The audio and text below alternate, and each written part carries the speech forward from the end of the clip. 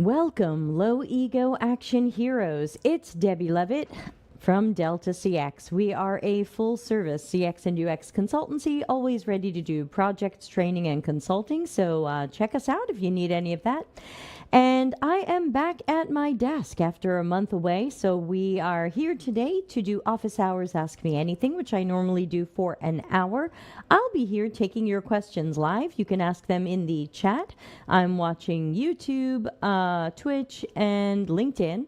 And you can also ask them anonymously at deltacx.com/links. There will be a link there to ask anonymously.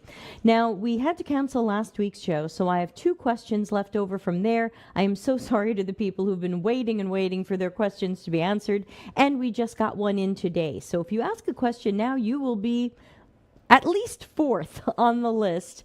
Let me also give a shout out, though this list is badly outdated, to all of the people supporting me on YouTube. Thanks to everybody who has clicked join and is giving money. Those of you doing it past, present, and future, very appreciated, totally optional. YouTube makes it very hard to export these names, and so I am bad at updating them. So I will have to do it since this is now 2 months old. So if your name isn't on here, I apologize. It will be soon. And thank you. So let's jump in with some of the questions that we got. Also, I have purchased a new hat while I was away to go with our critical thinking hat. For those of you who are fans of the props here on the show, we've got critical thinking, and this one's a little dusty, but I think this has to do with being smart and education. And we've got a new hat that I'm calling Sage Advice. Now, I forgot that I claimed I was going to buy an accountability hat, so I still have to buy an accountability hat, but there will be a Sage Advice hat. So let's start with our first question today, which came in anonymously and says, what is the difference between task analysis and jobs to be done? So let me say that I'm pretty good at task analysis, having learned it from, hey, Kayleen, how are you? Learned it from Larry Marine, and if you haven't, you can do that here on our micro lessons playlist here on the YouTube channel.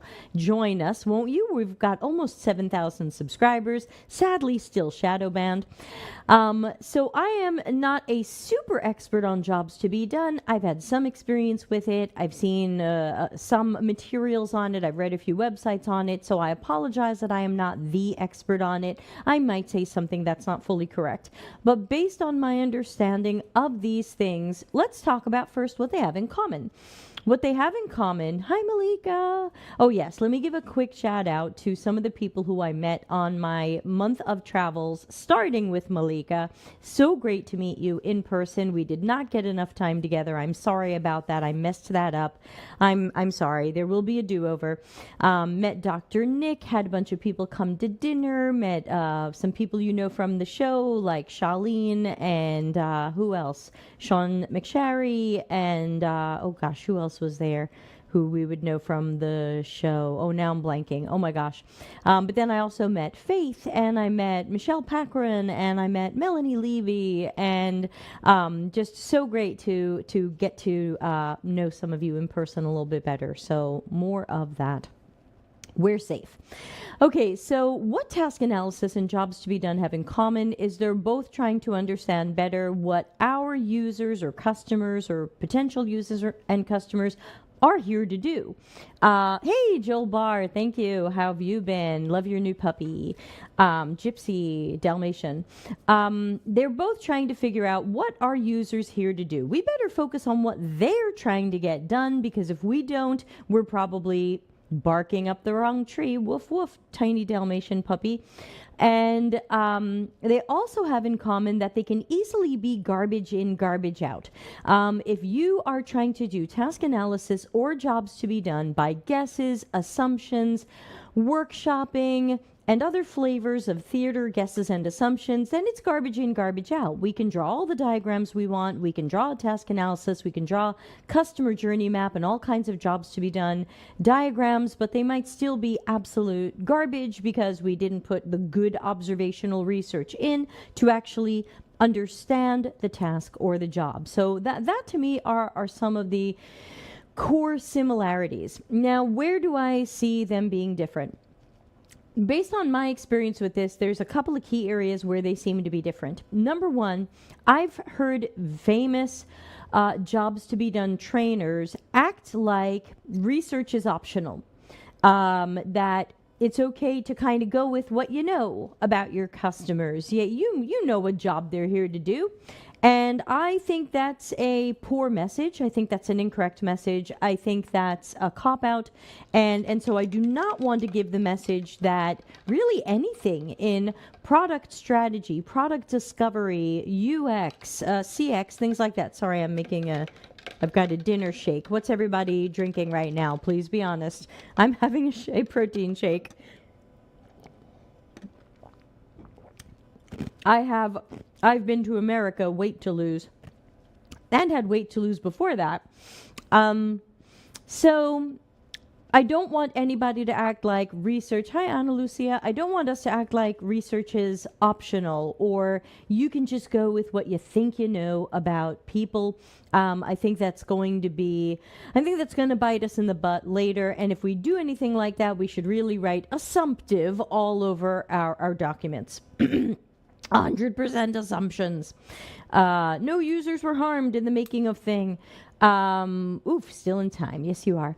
So that's one thing that seems to be different. Task analysis acts like you cannot do this without probably observational research and possibly interview research. Let's see. Kayleen says, I've been reading about task analysis from the Reddish book, and half of the entire book is about conducting good site visits. Right, exactly. So task analysis takes the perspective of this isn't optional. This isn't workshopped. This isn't guessed at. This isn't stakeholder driven. This isn't assumptive. You know the user's task because you observed it in person in a site visit, digitally through a shared screen, or through some other method. Therefore, you are able to map out that task rather accurately because you witnessed a number of people doing this task. Jobs to be done, again, with what I know of it, tends to be focused on what to me seems to be kind of more high level. The user wants to, let's see, what did I recently buy? I bought a doggy door. The user wants to buy a doggy door. It reminds me of when, was it Larry or somebody else who says, users don't want a better camera, they want to take better pictures. Like they don't necessarily care about the camera or its features. Professionals will, and some will, but in general, all of us just want to take a better picture, not learn to be a better photographer or have to buy more equipment. Ana Lucia says, I can't wait for Larry's book. Yeah, we did our thing in Denver and people asked so many great questions and Larry and I kind of looked at each other like, uh-oh, that should probably be in the book. We should answer that in the book. Uh-oh, rewrite. So he's taking another pass at it now, then I'm going to give it a pass and then hopefully we will declare it done. So I'm still hoping it'll come out this summer. The fantastic Malika is working on the cover, so excited about that as always. So I know I'm going on too long for jobs to be done, but in short, I find it to be too easily ignoring of research or the importance of research, too easily looking high level at a user's job to be done. The user wants to buy a doggy door. Not really. The user wants the dog to be more independent, and the doggy door is the vehicle for that. So what is the task? If we really looked at the steps that I took to decide that I might want a doggy door, to research different things about it, to figure out how to measure my dog for the correct size doggy door, to think about which door in my house it was going to be installed on, or which wall. That's where you see that, that's a task analysis. Deb has so many steps that happen before and after she happened to go online and buy the thing or search for the thing or compare different things. Jobs to be done sometimes makes it sound like the user wants a doggy door. Cool. The user will come to your site, search for doggy doors and pick one. And there's really a mountain of things that happen before, during, and after that can even happen over time that might or might might not be captured by task analysis. Might not be captured by jobs to be done. So I find jobs to be done to be a simplified derivative of task analysis. And you know me, I don't usually prefer the simplified derivatives. I like to start with the original. And if I want to make it fluid or flexible or change it, that's cool. But I can't think of a good reason to start with the lesser thing and hope it's good enough. That's me. All right. Thanks for a groovy question. Next, here we go. Hello.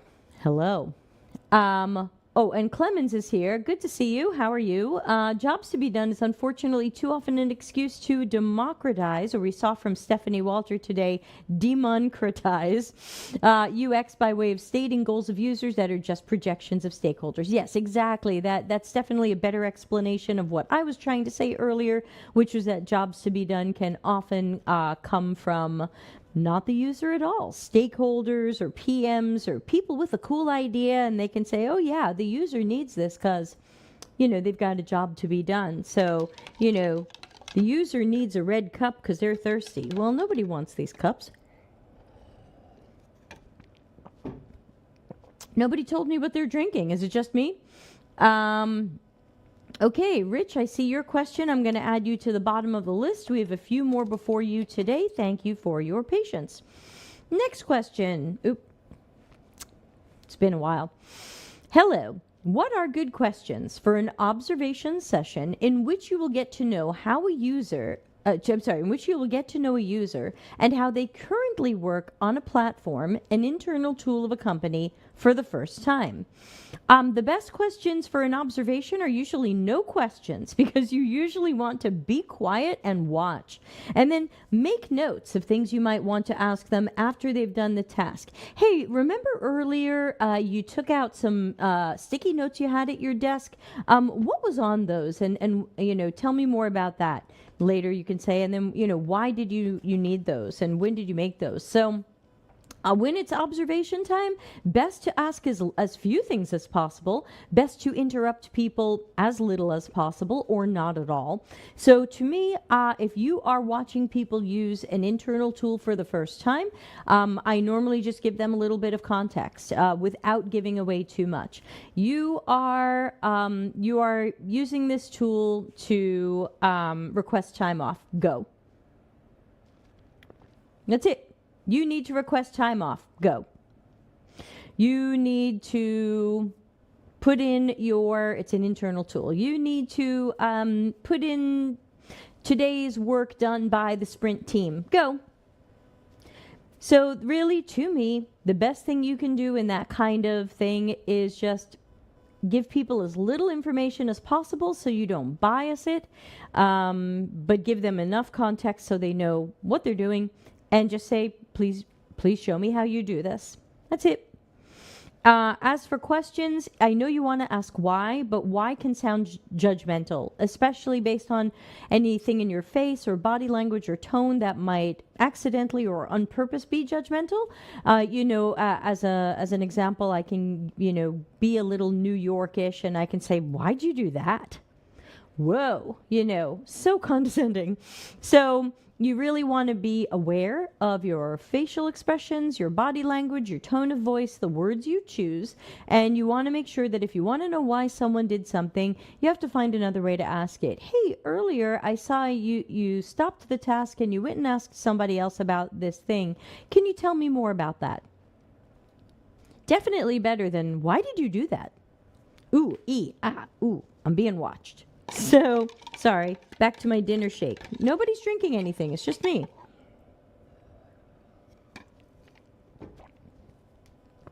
Well, pour yourself something, y'all. It's office hours. Tomorrow will be group therapy, which we don't broadcast on LinkedIn. That's on Remo, and you're welcome to join. Just head on over to deltacx.com/links and check our events calendar, or if you're in our Slack or Discord, it'll be in our live events channel. Okay, hopefully that helps the person who asked that. Now let's jump to a question we got today, which is, I find super interesting. It's a fresh question we haven't gotten before, so this is neato. Coffee here. Okay, Joel, enjoy the coffee. Okay, a question was, any tips to network at more coffee? Coffee to the east of me, coffee to the west of me. Any tips to network effectively on LinkedIn with recruiters or HR? I try reaching out to them by talking about my skills, project I've done, and why I'm interested in the company and how I can help, but I never get any responses. Yeah, I feel you there. I am not a big fan of cold calling or cold emailing, as it's called, which is basically like, hi, I know you didn't reach out to me, but I'm reaching out to you to tell you how great I am or what an addition I can be to your company. And hey, now that's hard because we've now given the recruiter a project. That project is listen to us, get to know us, check if a job matches us. It's obviously much easier for the recruiter if we go to their site and just apply for a job for which we think we're a fit. I am trying to think about times when I thought that networking with recruiters or HR really went well, and I'm having trouble thinking of a time for that. I can think about when a recruiter reached out to me and said, hey, we heard about you, or hey, we found you on LinkedIn and you looked interesting. Okay, but at that point, they've started the conversation. So at that point, I can sell myself. Ooh, Assam tea. I can sell myself and I can say, yeah, here's some of my core skills. Here's a link to my portfolio. Here's how I could fit into your organization. Thanks. Let me know if we can have a call. Let's set one up. At that point, it's them cold emailing me. I'm not cold emailing them. I am not sure I've ever had luck cold emailing a recruiter or HR. What about you in the live audience? Anybody here have fantastic luck writing to a recruiter or HR and saying, hey, check me out. I've got these skills. I've done these projects. What do you think? Got something for me? Ana Lucia is drinking water with lemon and blueberry. Yum. Shweta says, when you say cold calling, does this mean reaching out with no job or context whatsoever, or reaching out about a certain job? Yeah, in general, I would say it could be either. Hypothetically, a cold call or email is like, hi, I know you didn't reach out to me first. I'm just reaching out to you. This is cold. The opposite is warm. A warm introduction would be, hey, HR person, you've got an open job or a need. I know Shweta. She's really good. I'd like to introduce you. That's now a warm thing. I've warmed that person up to speak with you. I've made some sort of connection there. Usually a cold call or a cold email is kind of unsolicited. And so it can be a little bit weird. And I get these emails too. I get, dear ma'am, please hire me. I'm looking for my first UX job. I'm not hiring. There's nothing I can do about that. Dear ma'am, help me find my first UX job. Please recommend me to people. Can't do that. I didn't work with you. I can't recommend you. I'm sorry. Joel says, I have done this. I only write about something that's unrelated to the job or the work. So if they say they're a traveler or a kayaker or a dog lover, I start the conversation about that. And Clemens says, once in 1996. That's pretty funny. And how did it go? It worked so well, I never did it again. Joel says, I don't get it into the job unless they open it up with the work they do. Right. So what Joel is talking about is actual networking. Joel is trying to make a personal connection with someone by just being a person and not immediately demanding something from them. If you write to HR, recruiter, hiring manager, and you go, hi, these are my skills, these are my projects, check me out. Oh my God. You've now essentially made a request. Please take your time to check me out and see if there's some way I can work there.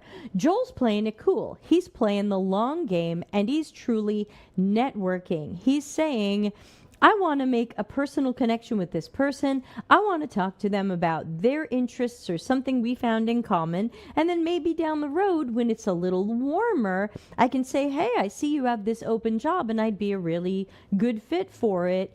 You want me to apply on the website, or should I just message you some other way? Now it's technically not solicited, but you hopefully have created some sort of connection with that person where you're not a complete stranger to that person. You've talked about dogs or traveling.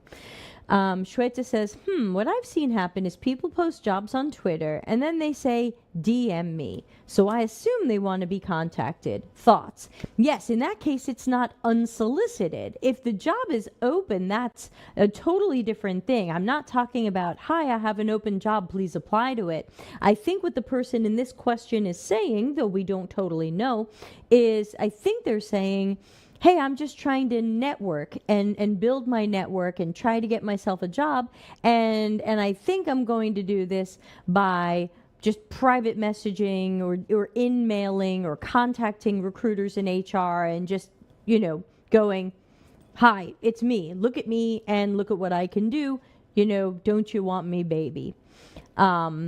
So that would be where I differentiate this. I don't think the person is saying they're applying to the job. And hypothetically, if there is an open job and there's a way to apply to it, I would suggest going that route and not private messaging these recruiters. They probably get hundreds of private messages. And if you don't already have a relationship or a rapport or a connection with them, you're just going to be another private message on the pile. So just apply for the job normally. Clemens says, what do you think about, this is kind of a follow-up question, about the approach when UX professionals reach out to companies in the understanding that those companies don't really have an idea what they're looking for? So hiring would be educating them as well. I've rarely seen that work. Let's put that up on the screen as a bit of a follow-up, and then we'll get back to other questions that have come in. I've rarely seen that work because I've found that it's a little bit like telling someone, hi, your baby's ugly, but don't worry, I can fix that. And so we're assuming that they want to be educated. We're assuming that their shitty, ridiculous job description is some sort of accident. And very often, it's not. It's just a shitty job, so we might be offering advice or education that nobody asked for. And that is, that goes beyond unsolicited to for some people, that's a truly negative experience. Who is this person writing me, telling me, I don't know what I'm doing. I don't know what I'm looking for. My job is looking for the wrong person or the wrong type of person. It can, it can get pretty awkward. Thank you to the person who sent in the anonymous question. I got that. So thank you there. So I would say I haven't usually done that type of thing. I will mention it in some cases. Let's say an HR person is interviewing me. I might say, gee, your job description has a couple of weird things in it, and I'm concerned you might not get the person that you think you want to get. But at that point, I've had that kind of warm thing, and I've never had anyone do anything about what I've said. Nobody cares. So, I'm not sure that's going to help. You can try it, but good luck. And you might alienate people who thought they were doing just fine without you. So again, you have to really read them to see if they are looking for that education or change. All right. This question came in before, and it says, what are your thoughts on identifying and securing clients who are genuinely serious about UX strategy and research? What types of questions do you ask to test their commitment? Well, okay, I don't want my potential clients to feel like I'm testing them. That's probably also another awkward experience, so that's not my top choice. Normally, I have people who come to me who are interested in strategy, sometimes like product strategy, sometimes design. They usually think research can be skipped or workshopped or guessed at. And so sometimes I'm telling them, we have to do research. It doesn't make sense to not do research. So I sometimes have to sell that a little bit more. So, I mean, to me, ultimately, I'm not going to test how serious someone is about research. Are they going to let me do research? Then they're serious enough about it. Are they going to block me from doing research and tell me that they want me to guess at their strategy or guess at their designs? I'm probably going to turn that job down. And when I turn that down, people are often like, we heard great things about you. Why would you turn this down? And I say, because my work is good, especially when I do the research first. How do you think I know what to design for you? How do you think I know what strategies to create for you? Do you think I'm just a psychic? Do you think I'm so good that I can come up with these things without better knowledge of your target audiences? The research has to come first. And very often they say, but we don't want to do research. That's going to take, a month and some money. And I go, yeah, it will. And that's time and money you should spend even if you don't hire me. So, to me, if a client isn't going to let me do the things that I know will create a good output and outcomes where they will be glad they worked with me, where they will be happy with the work, where the work is actionable and they can now do great stuff because I've set them up for success, then I don't think I want the work, because it doesn't make sense to have gotten in some money, done some work, found that my guesses were wrong or half right, and now the client sees a whole bunch of work that they paid a lot of money for that is wrong or half right. And then they're resentful at me. Why didn't you give us better work? Why did you do this bad job? And I had a couple of those where they really just wanted me to guess, and I did my best guess, and then it didn't test well, which is normal for us. Doesn't test well, great, let's iterate. But they were really mad that it didn't test well, and then I was like, I don't want the bad word of mouth. I don't even want to give people the chance to be unhappy with me. I want to make sure that I'm setting them up for success, but they need to set me up for success and allow me to do what it is. Now, sometimes I want to do 6 weeks of research and they say, can you do it in 4? And we try to figure out if there's a compromise. I won't necessarily say no to that.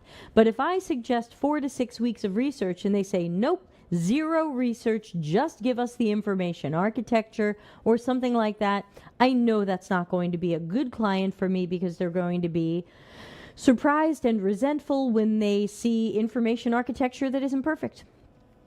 Let's see. Johnny's got a question. Let's add that to the list. Good to see you, Johnny. Kayleen, I've seen UX people saying UI skills are being neglected in education and juniors are only learning UX. Oh, sorry. That was a question. I thought this was maybe a comment on what we were saying. Okay, let's add that to the questions. Muhassin says, okay, Muhassin has a question. Let's add that to the list. Okay, so now that we have a lot of questions on the list and the show's half over, let's blow through those questions. Okay, got it. Okay, I've copied and pasted everything to my document, which becomes the description, the YouTube video description. So if you ever want to check out a office hours video, you can read all the questions asked. I don't have timestamps, but you can skip through until you find the question you're looking for, because I keep them on the screen. Hello, at product strategy level, how UX will help to define product proposition. Okay, I think I get what that means. Okay, so we now have too many questions for the amount of time that we're going to spend together. So I'm going to have to put up the no more questions sign. And I apologize, but we have too many. So I will answer the ones that I have, and we'll have to save the others for next week. Where I think we have Dr. Nick, so we have more time next week. All right, so let's take a look at, let's see, the next question. Here we go.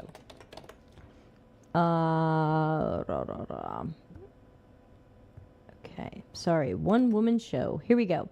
Hello, is usability testing functional testing? Thank you.